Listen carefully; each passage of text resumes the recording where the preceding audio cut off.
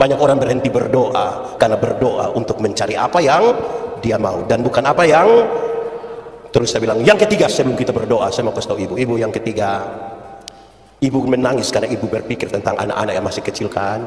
Iya, ibu menangis kan ibu berpikir tentang suami yang model begitu kan. Udah, kok ibu-ibu senang sekali itu. Saya bilang begini, itu saja sudah berat, itu saja sudah berat. Sakit sudah berat, berpikir anak sudah berat, berpikir tentang suami pun sudah berat. Tolong ibu bebaskan ibu punya pikiran dari apa yang dipikirkan oleh orang lain.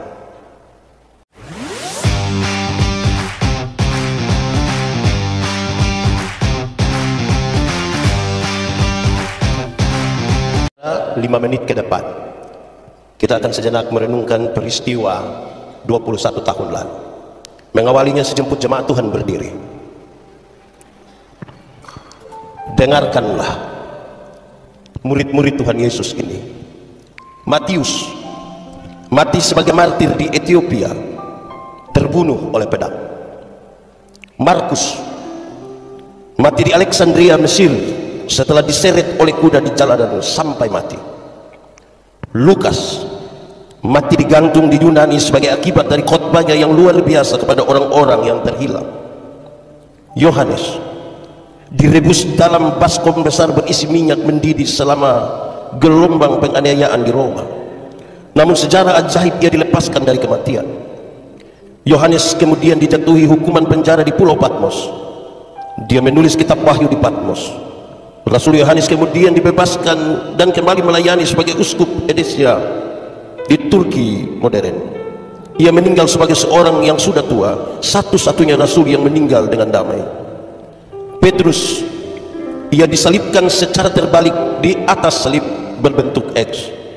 Menurut tradisi gereja, hal itu terjadi karena ia mengatakan kepada para penyiksanya bahwa ia merasa tidak layak untuk mati dengan cara yang sama seperti Yesus Kristus. Yakobus, pemimpin gereja di Yerusalem, dilemparkan lebih dari 100 kaki ke bawah dari puncak tenggara bait Allah ketika ia menolak untuk menyangkal imannya kepada Kristus. Ketika mereka mengetahui bahwa ia selamat dari kejatuhan itu, musuh-musuhnya memukul Yakobus sampai mati dengan tongkat pemukul. Ini adalah puncak yang sama di mana iblis telah membawa Yesus selama pencobaan. Yakobus anak Zebedeus ada seorang nelayan ketika Yesus memanggilnya untuk melayani seumur hidup. Sebagai seorang pemimpin gereja yang kuat, Yakobus dipenggal di Yerusalem. Perwira Romawi yang menjaga Yakobus menyaksikan dengan takjub ketika Yakobus mempertahankan imannya di pengadilan. Kemudian perwira itu berjalan di samping Yakobus menuju tempat eksekusi. Dikuasai oleh keyakinan, ia menyatakan imannya yang baru kepada hakim dan berlutut di samping Yakobus untuk menerima hukuman pancung sebagai seorang Kristen. Bartolomeus juga dikenal sebagai Nathanael, seorang misionaris ke Asia. Dia bersaksi bagi Tuhan kita di Turki saat itu. Bartolomeus menjadi martir karena khotbahnya di Armenia, di mana dia dikuliti sampai mati dengan cambuk. Andreas disalibkan di atas salib berbentuk X di Patras, Yunani. Setelah dicambuk dengan keras oleh 7 orang tentara, mereka mengikat tubuhnya di kayu salib dengan tali untuk memperpanjang penderitaannya. Para pengikutnya melaporkan bahwa ketika dia dibawa ke salib, Andreas memberi hormat dengan kata-kata ini, "Saya telah lama menginginkan dan menantikan saat-saat bahagia ini. Salib ini telah disucikan oleh tubuh Kristus yang tergantung di atasnya. Ia telah berkhotbah kepada para penyiksanya selama 2 hari sampai ia meninggal dunia." Thomas ditikam dengan tombak di India dalam salah satu perjalanan misinya untuk mendirikan gereja di anak benua itu. Yudas dibunuh dengan panah ketika ia menolak untuk menyangkal imannya kepada Kristus. Matias, rasul yang dipilih untuk menggantikan Yudas Iskariot yang berkhianat, dilempar batu dan kemudian meninggal, dipenggal. Paulus disiksa dan kemudian dipenggal oleh Kaisar Nero yang jahat di Roma pada tahun 67 Masehi.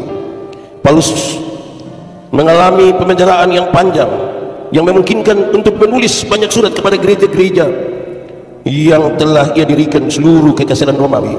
Surat-surat ini yang mengajarkan banyak doktrin dasar kekristenan.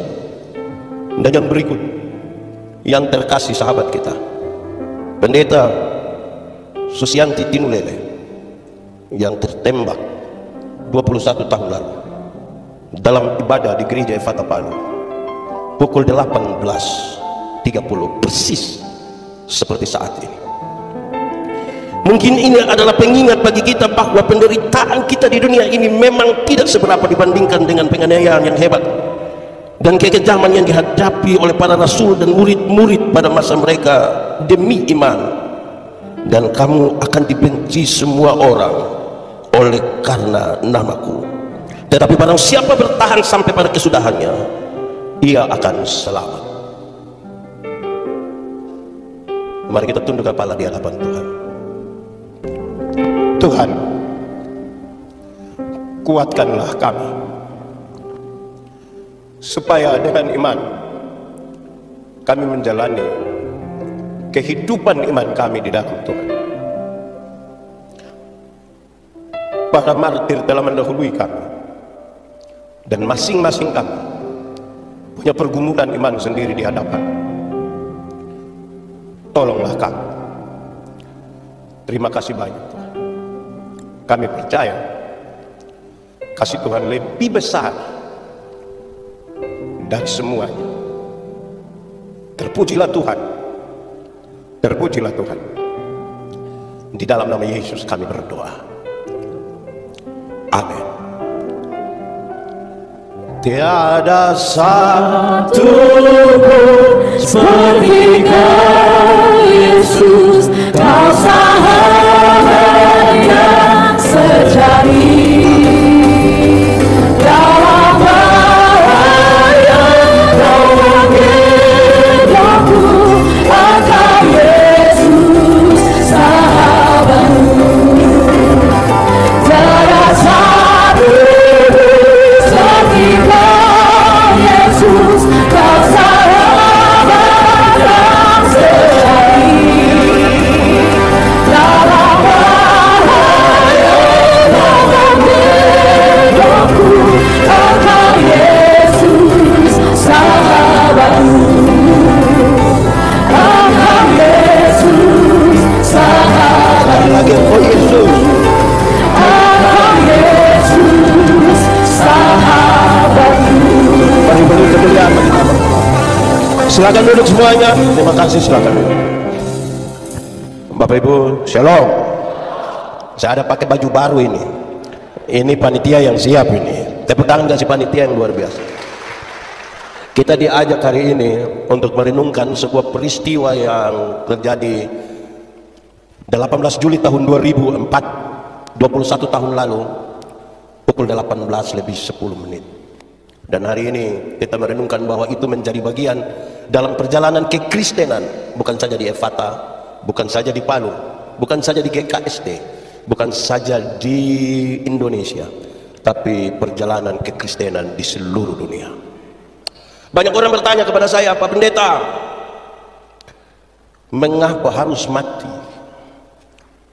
Dimulai dari sebuah pertanyaan yang menarik. Bagaimana saudara-saudara dapat mengatakan bahwa Yesus itu juru selamat? Kalimat ini kemudian menjadi jawaban yang serius. Kalau ada satu orang berani menyebut dirinya juru selamat, hanya 3 kemungkinan. Pertama, kalau ada orang berani menyebut dirinya juru selamat, pasti tipu. Tetapi mengapa orang menipu? Orang menipu untuk menguntungkan dirinya. Ketika dia makin terdesak, semakin terdesak, apalagi menuju kematian, dia pasti akan mengaku, saya tipu. Itu berarti Yesus tipu tidak mungkin, karena dia mati, bahkan sampai mati. Kedua, kalau ada satu orang menyebut dirinya juru selamat, pasti gila, pasti orang gila. Bagaimana engkau bisa mengatakan kau juru selamat? Tapi pertanyaan ini serius. Apakah untuk satu orang yang gila, jutaan orang berani mati untuk dia? Bahkan untuk orang-orang yang secara fisik tidak pernah berjumpa langsung dengan dia. Apakah bagi satu orang yang gila, jutaan orang berani mati bagi dia? Berarti kedua ini pun salah. Yesus bukan penipu, Yesus bukan gila. Dan yang ketiga ini penting. Kalau ada satu orang berani menyatakan dia juru selamat, ketiga ini yaitu karena dia benar-benar juru selamat. Amin. Beri kemuliaan bagi nama. Lalu pertanyaan itu, setelah itu Yesus juru selamat. Lalu kenapa mau mati? Kenapa mau mati? Bagaimana kita belajar sesuatu yang hebat di situ? Nanti kita masuk di situ sebagai bagian dari pemberitaan ini. Tapi saya mulai. Ada satu bapak, dia punya kuda kesayangan hilang.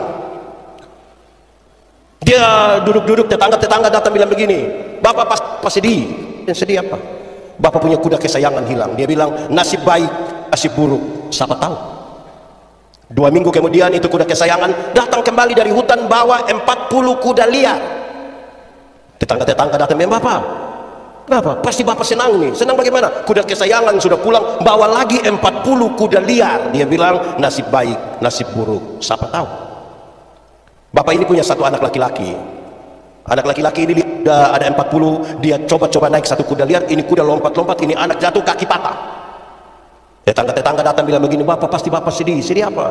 Anak kesayangan jatuh, kaki patah. Dia bilang, nasib baik, nasib buruk, siapa tahu. 2 minggu kemudian tentara-tentara masuk kampung. Karena orang punya kampung itu sementara diserang musuh, maka semua pemuda harus wajib militer ikut perang lawan musuh.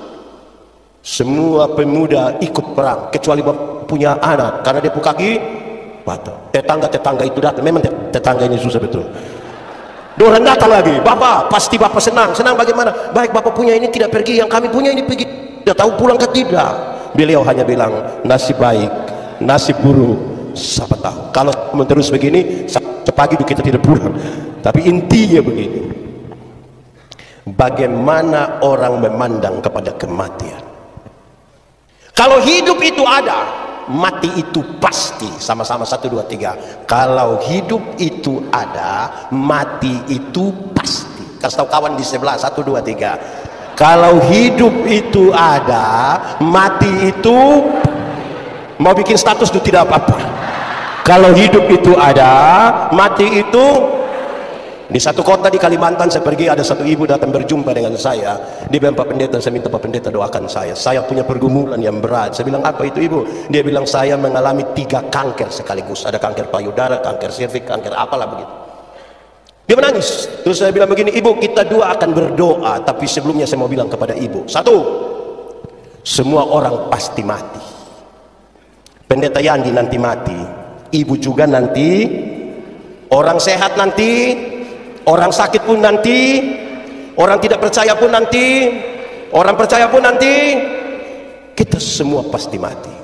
Kanker, kecelakaan, kerusuhan, penembakan, itu adalah jalan itu.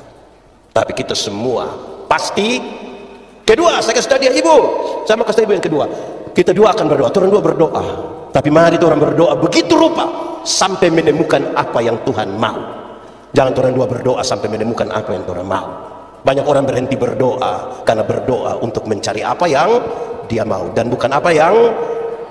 Terus saya bilang, yang ketiga sebelum kita berdoa, saya mau kasih tahu ibu, ibu yang ketiga, ibu menangis karena ibu berpikir tentang anak-anak yang masih kecil kan. Iya, ibu menangis kan ibu berpikir tentang suami yang model begitu kan. Udah, kok ibu-ibu senang sekali itu. Saya bilang begini, itu saja sudah berat. Itu saja sudah berat. Sakit sudah berat, berpikir anak sudah berat, berpikir tentang suami pun sudah berat. Tolong ibu bebaskan ibu punya pikiran dari apa yang dipikirkan oleh orang lain. Kadang-kadang kita punya hidup ini tidak terlalu berat, tapi kita tambahkan berat dengan nanti tetangga pikir apa, nanti teman majelis pikir apa, teman-teman di kolom omong apa. Di Palu ada yang begitu, di GKSD ada, Evata, dia juga anggota paduan suara. Jangan masuk di situ ya. Jadi bebaskan itu pikiran, bebaskan itu pikiran. Amin kok. Fokus pada hal yang bermanfaat. Sama-sama 1, 2, 3. Fokus pada hal yang. Kasih tahu kawan di sebelah, 3, 2, 1.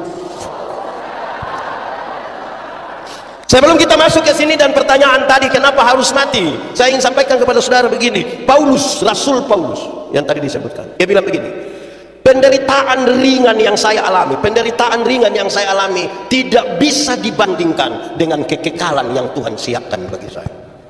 Penderitaan ringan yang saya alami tidak bisa dibandingkan dengan kekekalan yang Tuhan siapkan. Terus saya coba periksa. Paulus menyebut penderitaannya ringan. Ada banyak, saya sebut 3. 1, Paulus pernah masuk penjara. Ringan. Supaya kalau ada yang bilang ringan, coba keluar dia lempar polisi coba. Dia langsung tahu berat atau ringan itu. Kedua, Paulus pernah dicambuk. Dalam tradisi cambuk Romawi, 1 kali hukuman cambuk, 39 kali dipukul. Di ujung cambuk itu ada tembaga, ada besi yang kira-kira dia apa ini? Apa? Nah, pokoknya beginilah dia ini. Kalau dia kena itu dia langsung bawa daging. Ringan. Paulus pernah tenggelam di laut. Ringan. Supaya kalau ada yang bilang ringan, coba kita pergi selepas dia. Tetapi kemudian kenapa Paulus katakan bahwa itu belum bisa dibandingkan? Karena dia memahami betul penderitaan Kristus bagi dirinya. Amin. Pernyataan itu ingin mengatakan tujuan Paulus sudah selesai, kepentingan dia sudah selesai. Dia hanya bisa mengatakan itu demi kemuliaan Tuhan. Amin. Jemaat, di sini tidak ada jemaat. Jemaat, saudara ada masalah? Tidak usah omong, tidak usah omong.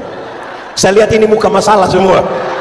Masalah ialah kesenjangan antara harapan dan kenyataan. Yang muda-muda harapan menikah umur 28, kenyataan 34. Harapan menikah dengan dia, kenyataan dia menikah dan kita pun teman paduan suara. Mas, harapan dan kenyataan beda, itu namanya masalah. Harapan petugas koperasi jangan datang lagi di rumah. Ternyata besok pagi dia di sini di Palu juga kenal petugas koperasi. Ada harian atau mingguan dia. Masalah. Tapi soal bukan soal. Soal bukan soal. Cara menanganinya yang biasa jadi soal. Amin kok. Kita ini ada masalah. Yang muda-muda saya mau tanya, putus cinta itu soal kok tidak? Soal. Dia akan tambah soal lagi kalau kita tambah baygon setengah gelas. Itu tambah soal baru. Cara kita lebih penting dari itu persoalan. Amin. Baik, sekarang kita mulai. Yesus bilang begini, kalau 1 biji gandum tidak pernah jatuh ke tanah, mati di situ, dia hanya 1 biji. Dia mau bicara apa ini? Dalam kepentingan penyelamatan bagi umat manusia. Karena Yesus dalam konteks itu dia bicara tentang hari kematiannya, tentang penderitaannya, tentang kesusahannya yang banyak orang tidak suka terima itu. Banyak orang tidak suka itu. Paulus, sebelum kita masuk, Paulus itu masuk penjara. Pencuri? Tidak. Bunuh orang? Tidak. Dia masuk penjara karena coba-coba belajar percaya pada Yesus dan memberitakan tentang Yesus. Masuk penjara. Saudara percaya Yesus? Ini sebuah kenyataan yang tidak disukai oleh banyak orang percaya. Banyak orang percaya pikir kalau percaya Yesus tidak ada masalah. Banyak orang percaya merasa kalau percaya kepada Tuhan Yesus itu jalan-jalan tol, tidak ada masalah. Banyak orang pikir kalau percaya kepada Yesus, kepala sakit tinggal tunjuk begini terus dalam nama Yesus. Ini Paulus percaya Yesus masuk penjara. Saya mau tanya, saudara percaya Yesus? Amin. Betul-betul percaya? Mantap. Amin. So siap masuk penjara. Saya lihat saudara ragu ini, mulai ragu nih. Siap?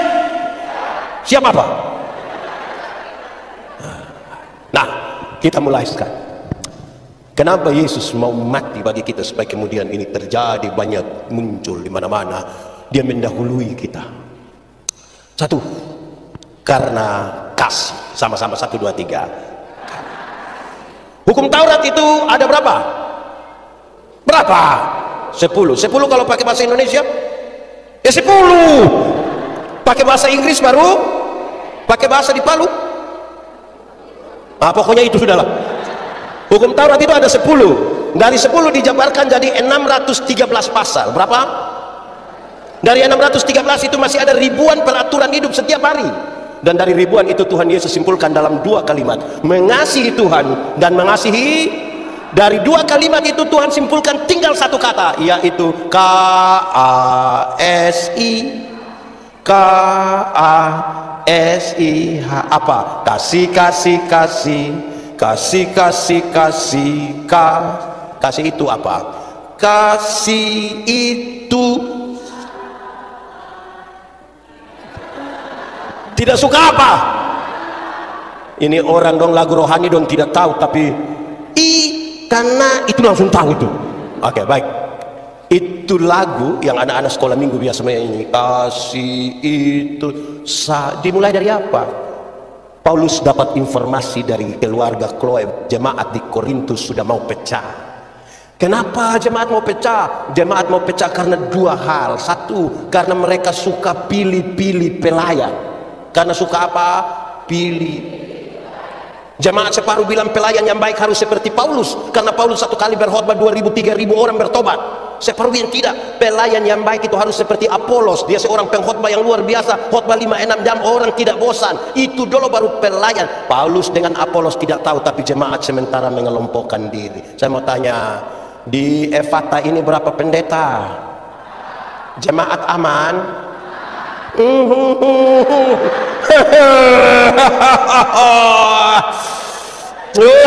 Ini memang sedikit lagi dunia kiamat di Efata ini. Jemaat sekarang kalau dalam tradisi gereja kami itu disebut dengan warta jemaat. Di sini apa? Sama. Kalau orang baca warta jemaat, minggu depan yang pimpin ibadah pertama jam 6 itu pendeta Yani. Di Efata ada begitu.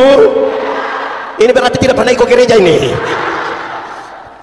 Pilih-pilih pendeta. Itu dia bisa keliling-keliling semua gereja yang ada di Palu ini. Ini minggu di sini, besok di GBI, minggu berikut di GSDA, berikut lagi. Nanti dia mati baru pendeta tanya, itu juga Efata. Pernah terjadi di sini begitu? Oh bagus. Kedua, jemaat sudah mau pecah karena mereka bertengkar. Semua orang percaya kan diberi karunia-karunia Roh Kudus. Dorang tidak pakai untuk pembangunan jemaat. Paulus menjelaskan karunia itu ada dua kelompok. Berapa kelompok? Satu, karunia motivasi, sama-sama. Karunia motivasi seperti berkhotbah, menyanyi, mengajar, mendampingi orang. Kedua, karunia manifestasi, sama-sama. Karunia manifestasi seperti bicara dalam bahasa roh, menerjemahkan bahasa roh, menyembuhkan orang. Dua karunia ini sama derajatnya, dipakai untuk pembangunan jemaat. Dorang tidak pakai membangun jemaat, dorang sibuk untuk membanding-bandingkan karunia. Ini yang Paulus bilang, kalau kamu seperti itu, kamu hanya seperti anak-anak. Kamu belum bisa dikasih makanan berat ini. Kalau begini belum bisa ini. Belum bisa ini. Lalu di pasal 12 pertama Korintus dia kasih tahu, aku akan memberitahukan kepadamu karunia yang paling utama. Dan pasal 13 dia sampaikan yang tadi, karunia yang paling utama adalah kasih.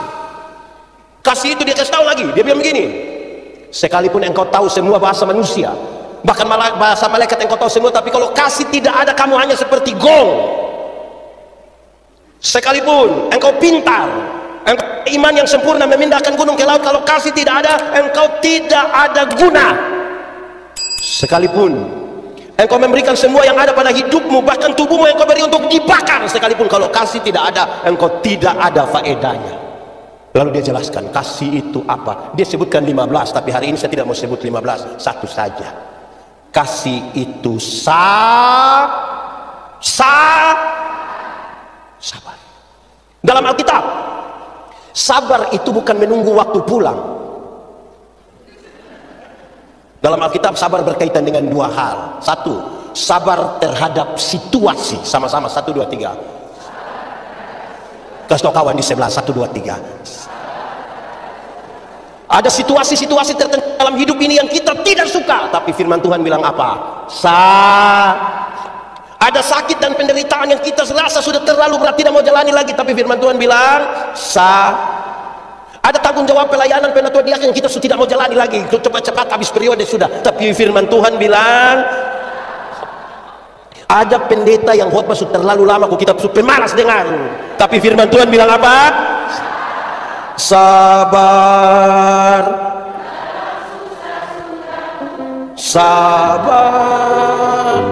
Tuhan ada sertamu. Sabar, kuat pada. Yang kedua, sabar terhadap orang. Sama-sama, 1, 2, 3. Kasih tahu kawan, 1, 2, 3. Ada orang-orang tertentu dalam hidup ini yang terlalu menjengkelkan, tapi firman Tuhan bilang Ada tetangga-tetangga dekat rumah ini yang terlalu tapi firman Tuhan bilang apa? Ada orang lain di luar sana itu yang sangat tapi firman Tuhan bilang ada pendeta-pendeta ini yang terlalu tapi firman Tuhan bilang ada juga majelis jemaat itu yang terlalu tapi firman Tuhan bilang ada juga jemaat itu terlalu tapi firman Tuhan bilang apa? Ada juga suami-suami yang terlalu tapi firman Tuhan bilang ada juga istri-istri itu. Ada kok tidak? Siapa pun istri yang terlalu tapi firman Tuhan bilang sabar,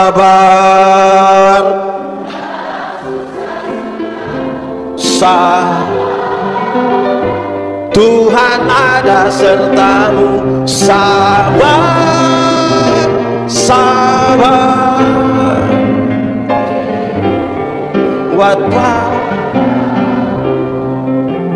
hafal, ikut yang pendeta bilang, kasih ialah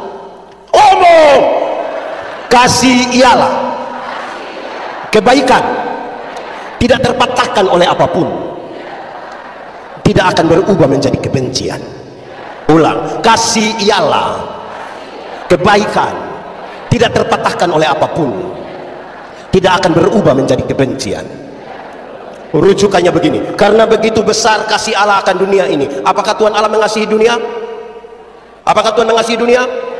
Apakah dunia mengasihi Tuhan Allah? Lalu apakah karena dunia tidak mengasihi Tuhan Allah, Tuhan Allah berhenti mengasihi dunia? Apakah kemudian Tuhan membenci dunia? Saudara lihat sekarang, kasih tidak terpatahkan. Sama-sama 1, 2, 3. Terus kawan di sebelah 1, 2, 3. Supaya tidak boleh ada orang yang bilang begini, Pak Felix, saya terlalu hormat Pak Felix, tapi waktu saya tahu Pak Felix punya sifat asli macam begini, maaf, itu bukan kasih. Egois. Dalam kasih itu ada pengorbanan, saudara. Kalau saudara mengasihi Kristus pasti ada pengorbanan. Saya mau tanya, anak-anak yang baru lahir sudah bisa omong? Atau siapa punya anak yang lahir langsung bilang yes? Anak-anak baru lahir tidak bisa omong. Orang tua ajar bicara, ma, pa. Setelah orang sudah SMP, SMA, sudah lancar bicara, ada suka bicara dengan orang tua? Lebih suka bicara dengan sekarang tidak tahu bicara, orang tua ajar bicara, sudah lancar bicara, lebih suka bicara dengan teman daripada kita. Pertanyaannya, siapa suruh kasih makan dorang? Siapa suruh kasih makan itu orang? Kenapa? Sama-sama kasih tidak terpatahkan. Amin. Anak-anak itu waktu lahir belum bisa jalan, betul? Atau siapa punya anak yang lahir langsung putar ke kiri? Orang tua ajar jalan sambil pegang di tangan satu-satu langkah. Itu dalam belakang itu. Sudah jadi pemuda, sudah bisa jalan sendiri. Ada suka jalan dengan orang tua? Ada suka jalan dengan orang tua? Dorang lebih suka jalan dengan tidak tahu jalan. Orang tua so ajar jalan, sudah bisa jalan, lebih suka jalan dengan teman. Pertanyaan terakhir, siapa suruh kasih makan itu manusia itu? Sama-sama 1, 2, 3. Kasih tidak terpatahkan. Amin. Amin. Dalam mengasihi Tuhan itulah ada banyak tekanan. Kekristenan mengalami tekanan hari ini. Sejak awal gereja berdiri, tekanan terhadap kekristenan sudah terjadi secara masif, menyeluruh dan sistematis, terstruktur. Tapi kekristenan menemukan sebuah kalimat yang hebat. Makin dibakar, makin merambat. Amin. Hanya dengan kasih. Jemaat, ini kemudian menjadi menarik. Mereka yang mati semua, Yesus yang mati bagi kita seperti biji gandum itu. Apakah dia mati konyol? Tidak.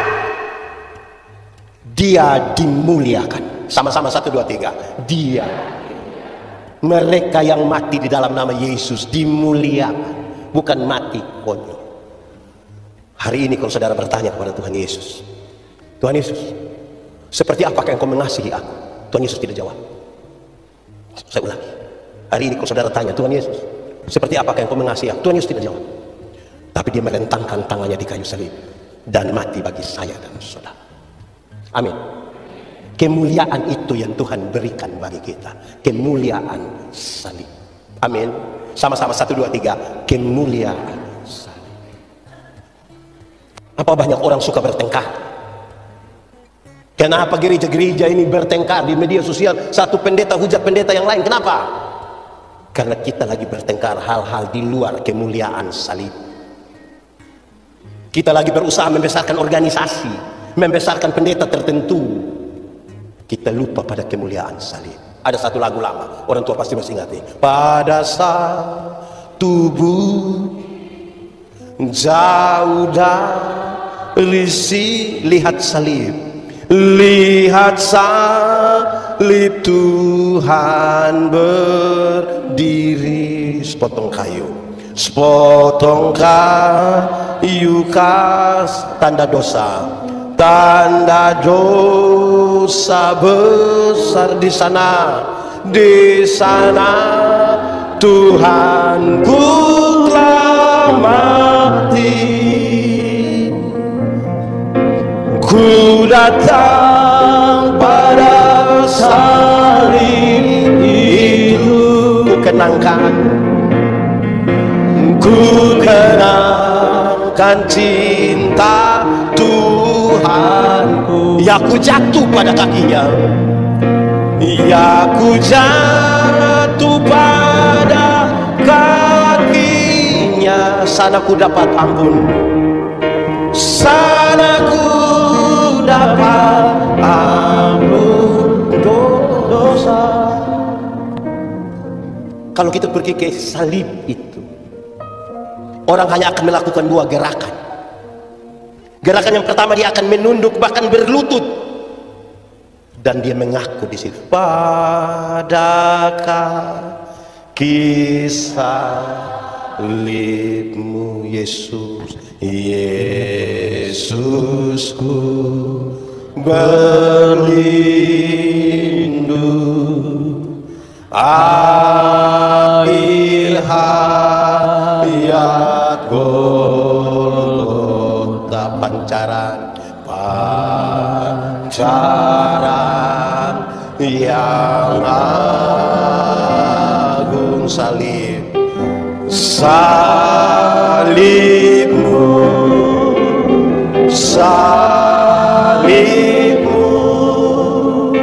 yang ku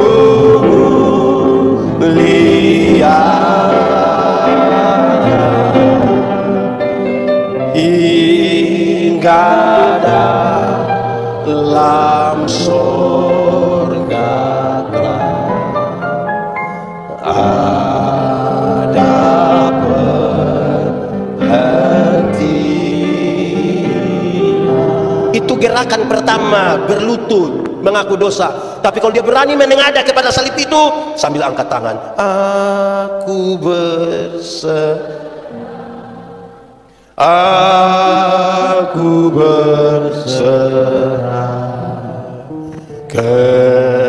kepadamu, Juru Selamat. Aku berserah. Sekali lagi, aku berserah. Aku berserah. Lebih lagi. Aku berserah kepadamu,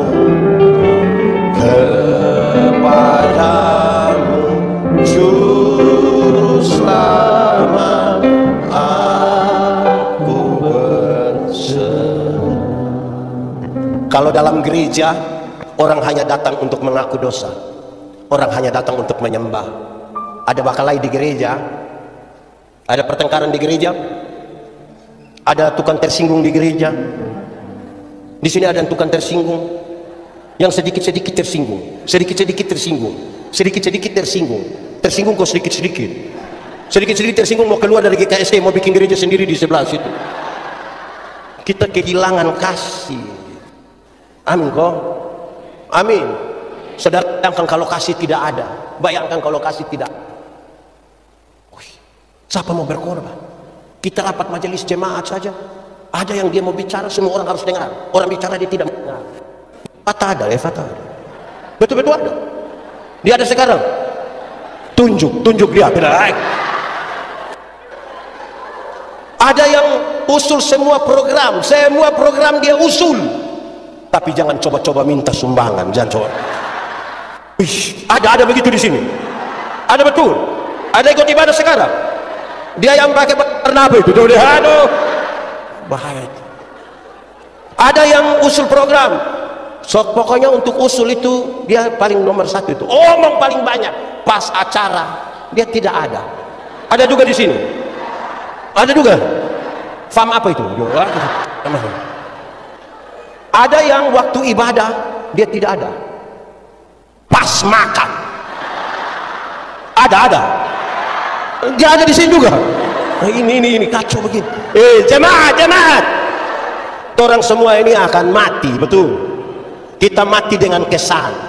Pendeta Yandi kalau mati, orang akan bilang, kasihan itu pendeta yang kepala botak itu sudah mati itu. Kalau ada orang yang rapi sekali meninggal gitu, itu orang terlalu rapi, neces sekali. Kalau yang mati itu terlalu cerewet, orang akan bilang itu orang terlalu cerewet. Kalau yang mati itu sangat disiplin, orang akan bilang, itu orang terlalu disiplin. Nah, kalau yang mati itu tukang babungkus.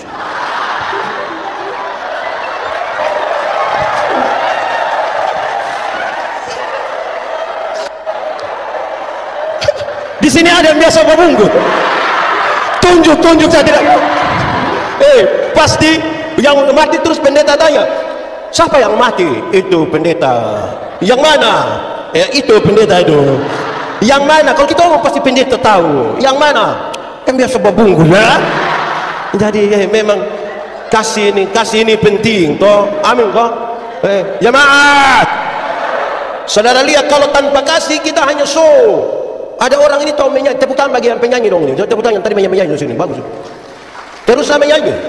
Tadi saya dengar orang dari Sangir ada menyanyi. Toh, makta.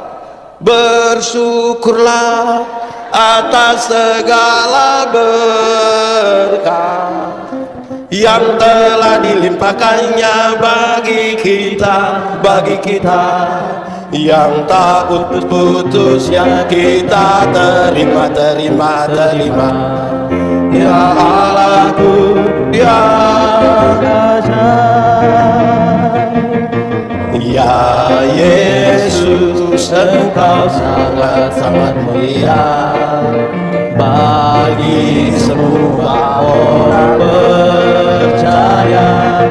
Naikkanlah doa kepadanya, sebab bagi Kristus tidak ada yang mustahil.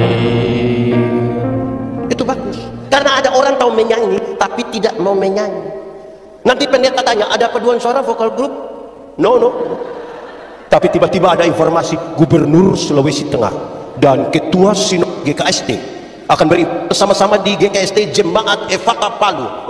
Kalau dia, duet dia, vokal grup dia, paduan suara dia, tari-tarian. Itu DP nama karunia makam puji. Di sini ada dia. Ada di sini dia. Kuti dia pemulut itu. Kalau kasih tidak ada, kalau bukan apa coba? Kalau bukan kasih dunia tidak ada. Tuhan, kita semua berdosa, betul. Siapa yang berani paksa Tuhan untuk datang untuk menebus? Tidak ada. Kalau dia sampai datang menebus kita, itu semua karena kasih karunia. Amin kok. Bukan karena kebaikanku, bukan karena kasih lidahku, bukan karena kecakapanku, kau di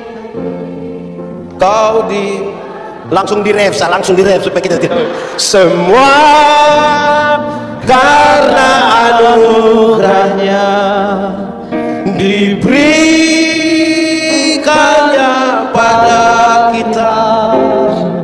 semua anugerahnya bagi kita bila Engkau dipakai. Kita tidak usah khotbah, kita menyanyi saja. Jadi kalau Tuhan Yesus harus mati bagi kita sebagai yang suluk, itu karena Dia sangat mengasihi saudara dan saya. Amin. Kedua, kenapa harus mati? Kemuliaan apa itu yang mau diberikan di situ? Kemuliaan ketaatan. Sama-sama 1, 2, 3. Kemuliaan.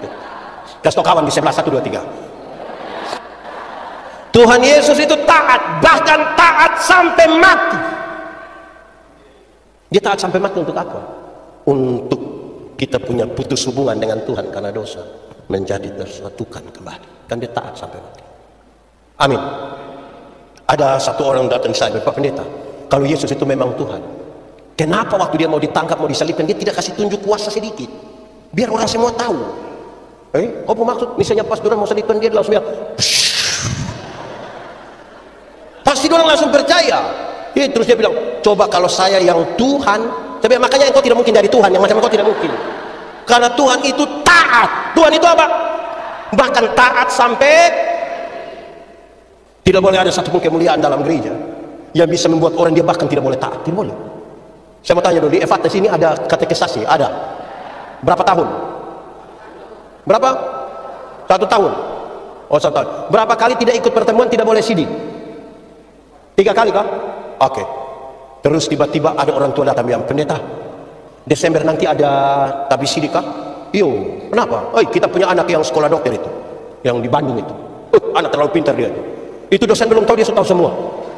Dia kenapa? Desember ini dia mau datang. Saya datang persiar lihat orang tua. Bukan pendeta, bolehkah 1 kali langsung tabis siding kah? Pendeta tidak bisa begitu. Tersinggung dia bapak mama. Minta keluar dari Evata. Orang lain punya anak boleh ikut setengah mati, itu anak dia kenapa? Dia kenapa? Sampai dia tidak ikut, tidak apa-apa. Taat. Keputusan gereja itu saudara masih percaya bahwa ada keterlibatan Roh Kudus di dalamnya atau tidak? Kan kita berdoa dulu baru kita mulai sidang ini, yang ambil keputusan itu, betul atau tidak? Ada banyak pengorbanan di situ, lantas kenapa kita tidak taat? Bahkan babi yang tidak tahu apa-apa saja ikut mati tagal kita mau persidangan. Betul atau tidak? Di sini biasa bunuh babi juga tidak. Lalu gampang-gampang saja kita tidak bisa begitu. Taat. Amin kok. Tidak, kalau bayangkan kalau Tuhan Yesus tidak taat.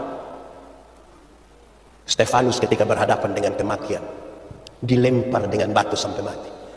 Menuju kematian itu dia berani sekali berkata, saya pakai satu pembahasan dia begini, tolong lempar saya cepat, karena Tuhanku menunggu aku. Tolong lempar saya ke mati cepat, Tuhan menunggu. Saya bayangkan itu hal yang luar biasa. Kalau bukan karena kasih dan bukan karena ketaatan, tidak bisa. Tidak bisa. Hanya karena itu hal. Yesus bisa melawan mereka atau tidak? Bisa atau tidak? Tapi dia tidak mau melawan. Karena dia tahu bahwa berikutnya akan ada orang. Kamu saling mengasihi, kenapa? Dia duluan. Hendaklah kamu, hendaklah. Kenapa? Karena dia duluan. Amin. Satu hari ada drama Paskah. Ada drama Paskah ini. Tuhan yang peran Tuhan Yesus itu kasih tahu yang prajurit itu, kamu pukullah pelan-pelan, karena ini hanya drama. Tolong pukul itu pelan. Oke, dong sepakat. Sekarang drama dimulai, penonton banyak, terbawa emosi, maka mereka taruh Tuhan Yesus dan, Tuhan Yesus mulai rasa berat ini. Tambah lagi, lebih keras. 3-5 kali begitu, yang peran Tuhan Yesus dia buang salib, baru dia bilang, kamu kira Tuhan Yesus tidak bisa berkelahi? Ketaatan. Sama-sama 1, 2, 3. Ketaat. Kasih tau kawan di sebelah 1, 2, 3. Kalau kita ada orang tidak taat dalam gereja terus repot. Ini paduan suara satu minggu latihan 2 kali. Itu satu dia hanya datang 1 kali. Pas mau tampil boleh telepon ulang-ulang yang kumpul jam berapa? Kumpul jam itu macam mau bunuh dia kan itu. Ada saja itu. Taat. Sama-sama 1, 2, 3. Saudara tahu motor? Tahu motor? Pernah naik motor? Siapa pemotor? Sendiri kok? Selunas? Tidak santai. Naik motor itu kan kalau kita taat kita ikut kiri toh, ikut kiri, betul kok tidak? Terus ada satu dia tidak taat, dia jalan ikut kanan menuju kita. Saudara punya perasaan aman? Aman kok tidak? Karena saya mau ramas dia itu kan begitu. Taat. Amin kok? Taat. Tuhan Yesus waktu Getsemani dia bilang, Tuhan, kalau berkenan ambillah cawan ini, tapi jangan kehendakku. Saya hanya mau taat pada kehendakmu. Amin kok. Itu berarti kita pun tujuan sudah selesai, kepentingan kita sudah selesai. Kepentingan Tuhan yang mau seperti apa tuh yang jadi. Amin kok. Aku ini hamba Tuhan, jadilah kepadaku menurut kehendakku. Aku ini hamba Tuhan semua. Itu bahaya. Taat. Amin kok. Ketiga, persoalan tentang ini, kematian ini, persoalan apa? Iman. Sama-sama, 1, 2, 3. Iman. Orang beriman dan tidak beriman itu kita bedakan dia gampang. Kalau ada oto jalan dari sini ke Poso sampai di kebun kopi terbalik, tinggal 2 orang yang selamat. 1 orang beriman, 1 orang tidak beriman. Yang beriman itu akan bilang, untung Tuhan saya selamat. Untung. Yang tidak beriman akan bilang, untung tadi kita lompat cepat-cepat. Di satu peristiwa, di satu peristiwa yang sama, yang beriman akan bilang untung, yang tidak beriman akan bilang untung.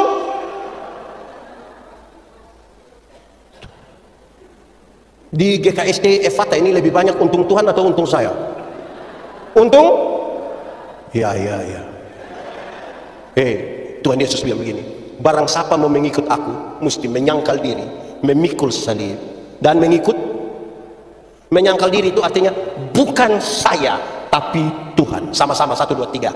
Bukan saya tapi, pakai gerakan 1, 2, 3. Bukan tapi. Supaya kalau orang tanya gedung GKSD Efata itu siapa yang bangun, kita bilang bukan saya tapi Tuhan. Kita yang kumpul doi, ketua panitia yang jalan setengah mati dapat marah lagi, tapi waktu ditanya siapa yang bangun, bukan saya tapi. Bayangkan kalau kita tanya siapa yang bangun GKSD Efata, bukan saya, coba kamu cek saja. Nah, ini semua masuk ini. Ini semua masuk ini. Sama-sama, 1, 2, 3. Kasih tahu kawan di sebelah biar dia mengerti. Sama-sama, bukan.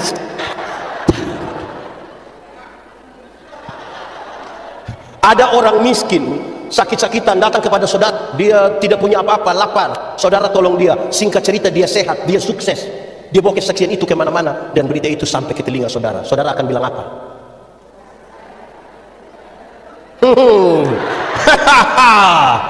Separuh akan bilang, Pak Pendeta, waktu itu datang semua mati Pak Pendeta.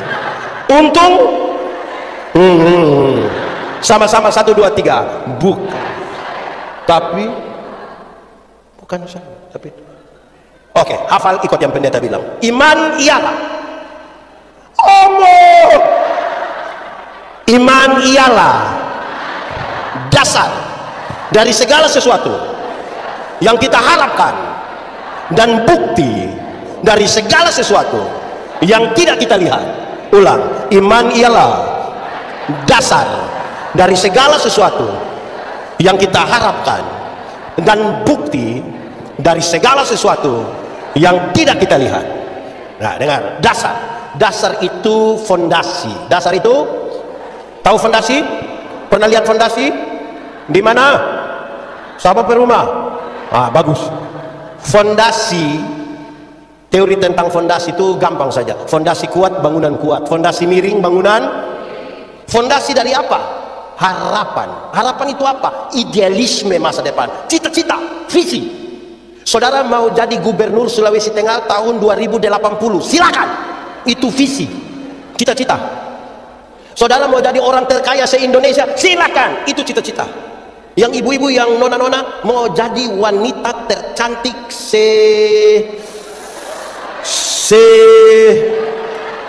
CRT, silakan.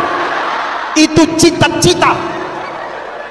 Yang membedakan orang beriman adalah di atas dasar apa dia membangun visi itu. Karena orang tidak beriman pun dia mau jadi gubernur Sulawesi Tengah periode 2080. Dia juga mau jadi orang terkaya se-Indonesia. Dan dia juga kalau perempuan menjadi wanita tercantik. Ya, bagus itu kalau. Orang lain juga gitu. Ini hanya soal iman. Amin kok. Iman. Dasar dari dan bukti yang dilihat atau tidak dilihat? Dilihat atau tidak lihat? Bagaimana menjelaskannya?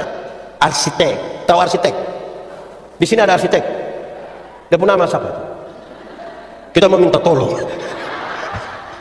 Arsitek itu waktu dia mau gambar satu gedung, mau bangun satu gedung, dia taruh dulu di dia punya kepala menghadap ke mana, berapa lantai, ruangan ada berapa, tangga di mana, pintu di mana, jendela di mana. Ada dapat lihat? Kelihatan atau tidak? Dari yang tidak kelihatan, dia mulai gambar di satu kertas. Mulai kelihatan atau tidak? Dari kertas itu kemudian orang mulai bangun satu gedung bagus. Setelah gedung bagus itu sudah jadi, kan banyak orang datang foto-foto di muka gedung itu, toh? Ada yang begini. Saya mau tanya, yang foto-foto di muka gedung itu orang tahu titik terkuat dari itu gedung? Tahu kok tidak? Siapa yang paling tahu? Arsitek dan orang yang mengerjakannya. Amin. Dengan sangat rendah hati Tuhan bilang, kamu adalah gambar dan rupa Allah. Amin kok. Dia tahu titik-titik paling kuat. Tadi waktu saya baca para martir itu, di otak saya, di hati saya, Tuhan bisa sekuat itu. Bisa udung sekuat itu. Hanya Tuhan yang paling tahu. Dan itu bagian dari kedewasaan iman. Dewasa itu ada 3. Ada berapa? Dewasa itu ada 3. 1, dewasa biologis, sama-sama. Terus kawan di sebelah, 1, 2, 3. Dewasa biologis itu hari dia punya berat badan hanya 37. Sekarang 73. Itu dewasa biologis. Itu hari dia pakai celana nomor 27 tidak ada masalah karena perut rata. Sekarang perut rupa ada 3 begitu, 1 di sini, 1. Itu dewasa biologis. Siapapun bisa. Dulu dia halus-halus, tipis-tipis. Sekarang dia sudah tebal-tebal, berlapis-lapis. Makan tidur, cocok ya kode. Kedua, dewasa psikologi, sama-sama. Kasih kawan di sebelah, 1, 2, 3. Dewasa psikologi itu tidak tergantung umur dan berat badan. Umur 40 tahun waktu kan tersinggung, sedikit-sedikit tersinggung. Orang baru lihat dia, apa? Itu hanya badan saya yang besar, sesungguhnya dia masih. Makanya di Kupang kalau ada orang tukang tersinggung begitu, orang suka bilang, badan besar tapi pikiran macam anak-anak.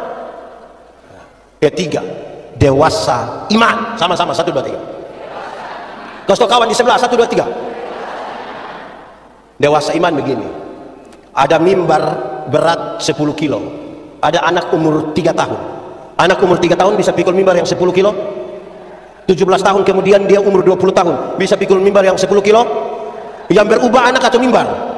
Nah itu dewasa iman. Tidak meminta beban menjadi ringan, tapi dia berdoa minta bahu yang semakin kuat.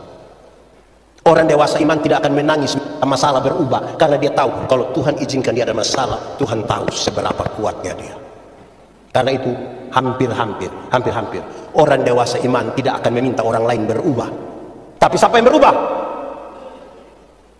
Kadang-kadang orang terlalu sibuk dengan orang lain berubah, lupa rubah diri sendiri. Ada orang tua yang DP anak, ada omong orang lain DP anak bilang binatang, dia marah DP anak, binatang, jangan omong orang bilang binatang. Ini orang tua ini kacau dia. Dewasa iman, kita yang berubah. Saudara tahu perubahan dalam perjalanan iman dengan Tuhan sangat sedikit yang seperti Paulus, sangat sedikit yang tiba-tiba Tuhan perubahan itu terjadi setapak demi setapak, bahkan kadang-kadang dia tidak rasa. Orang lain yang bilang, Bapak itu sudah berubah, tidak rasa. Hati-hati dengan yang dia datang langsung bilang, kamu tahu kok tidak, saya ini sudah bertobat. Oh, itu minggu depan dia gila kembali. Bahkan gilanya lebih parah dari minggu lalu. Proses terus menerus. Amin kok? Baik, kita bicara beberapa hal tentang ini. Setelah paham ketiga, kasih, taat, iman. Kan Tuhan Yesus mau ajar kita beriman. Saya pakai cerita. Dalam sebuah penerbangan ke satu kota, tiba-tiba pesawat mengalami guncangan berat sekali. Orang-orang sudah berteriak. Banyak orang sudah berdoa di atas pesawat itu. Yang tidak tahu berdoa juga langsung tutup mata dia. Berdoa. Ada seorang ibu yang dia berdoa. Terus selesai berdoa, dia coba tenangkan orang-orang yang ada di sekitar dia. Setelah dia coba tenangkan mereka, singkat cerita pesawat tidak mengalami kecelakaan. Dia bisa landing dengan baik. Beberapa orang menaruh perhatian pada ibu yang tenang tadi. Orang datang bertanya, "Ibu, tadi ketika pesawat mengalami guncangan, kami lihat semua orang ketakutan. Ibu kok sepertinya tenang sekali ya?" Ini ibu bilang, "Oh, tadi saya tenang itu karena saya berdoa." Orang-orang bilang, "Kami juga berdoa, tapi kami kok tidak setenang ibu." Ibu berdoa bagaimana sampai ibu bisa setenang itu? Lantas ini ibu bilang begini, "Saya menikah beberapa waktu yang lalu. Suami saya sudah meninggal. Dan saya percaya bahwa dia sementara bersama dengan Kristus di surga. Dalam pernikahan itu kami punya seorang anak yang sementara ini ada kuliah di kota ini. Tadi saya berdoa karena saya bingung. Kalau tadi pesawat celaka dan kami harus mati, saya segera berjumpa dengan suami di surga. Tapi karena pesawat tidak mengalami kecelakaan dan saya hidup, sedikit lagi saya akan ketemu dengan anak yang saya kasih. Daripada pilih DP papa atau anak, lebih baik saya serahkan di Tuhan. Tuhan yang paling tahu." Bisa tangkap yang saya maksudkan? Itu ya namanya berdoa sampai menemukan apa yang Tuhan mau. Amin. Kadang-kadang orang berdoa ini kan paksa Tuhan, kok kita punya mau. Ada orang yang berdoa paksa Tuhan. Sampai separuh bilang, "Pendeta, saya berdoa sampai," saya bilang, "sampai berhentikan." Kekuatan doa itu bukan pada tangisan. Kekuatan doa bukan pada teriakan. Kekuatan doa ada pada penyerahan. Kadang-kadang kita sungguh-sungguh berteriak, total menangis, tapi tidak total menyerahkan masalah kita kepada Tuhan. Amin. Yang tadi saudara bilang ada masalah dengan petugas koperasi itu yang serahkan.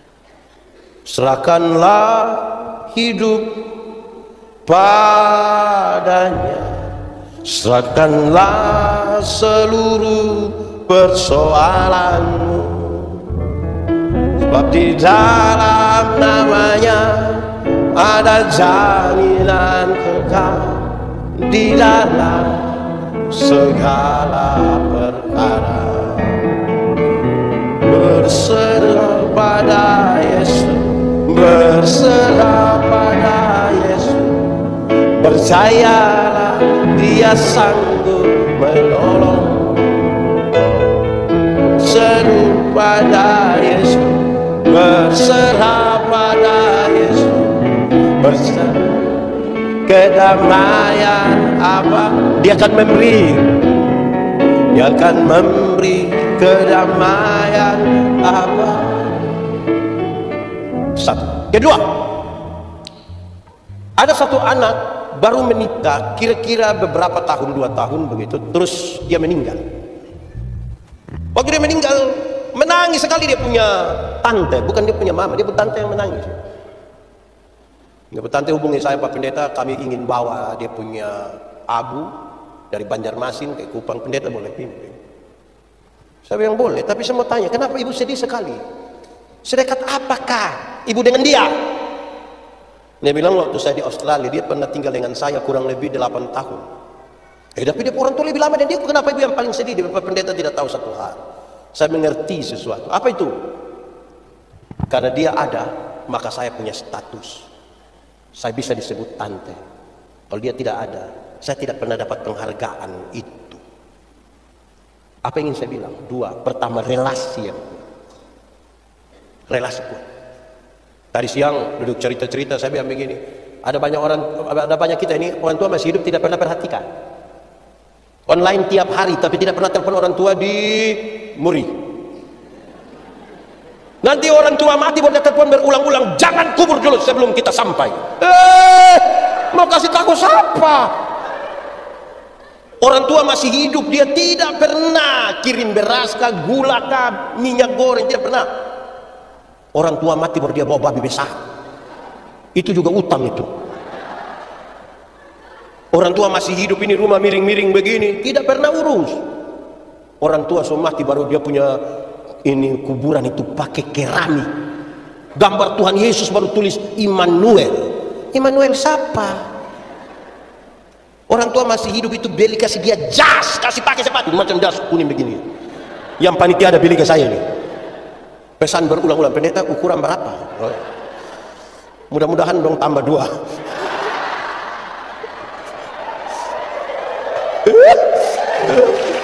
Jangan kasih semangat panitia begitu. Ini orang tua hidup ini, orang tidak beli kasih dia jas. Jalan tidak pakai alas kaki, jadi dia jari terbuka semua begini. Orang tua mati baru beli sepatu. Nah, sepatu mana mau masuk di kaki yang terbuka begitu? Akhirnya itu sepatu bukan pakai sandal, baru ada harga di sini lagi. Sepatu begini dia belum beli, sepatu begini baru dia mau naik begini. Kayak apa? Aneh-aneh gitu. Nah, yang biasa urus orang tua itu dia menangis kurang. Yang tidak urus itu yang dia merasa paling sedih di dunia. Apalagi kalau pejabat dari daerah datang, oh itu dia pakai sedihan tiada tara. Stop. Pencitraan itu. Sengaja, tapi dia pikir ini isi di sana atau di sini. Itu masalah itu. Boleh. Kualitas relasi sama-sama. Itu penting dalam kebersamaan. Makin dekat seseorang dengan Tuhan, makin dekat dia dengan orang-orang yang ada di sekitar. Karena itu hidup dan kebersamaan bukan soal berapa lama, tapi kualitas kebersamaan. Ada lagu dulu, hidup bukan karena hari, hidup hanya karena arti. Tidak tahu ini lagu? Nah, tidak usah menyanyi kalau begitu.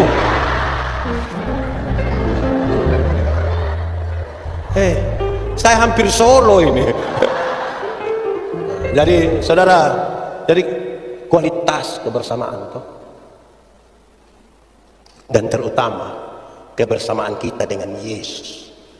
Segala perkara dapat kutanggung di dalam Dia yang memberikan kekuatan. Segala perkara dapat kutanggung di dalam Dia yang memberi kekuatan. Tuhan Yesus penolong dan sahabat. Tetap percaya Tuhan setia. Sekali lagi lebih sungguh kita katakan Tuhan setia. Jadi kalau ada sesuatu yang berat, yang tanggung itu Tuhan. Tapi Dia mau ajar kita dalam kerjasama antara Dia dengan kita.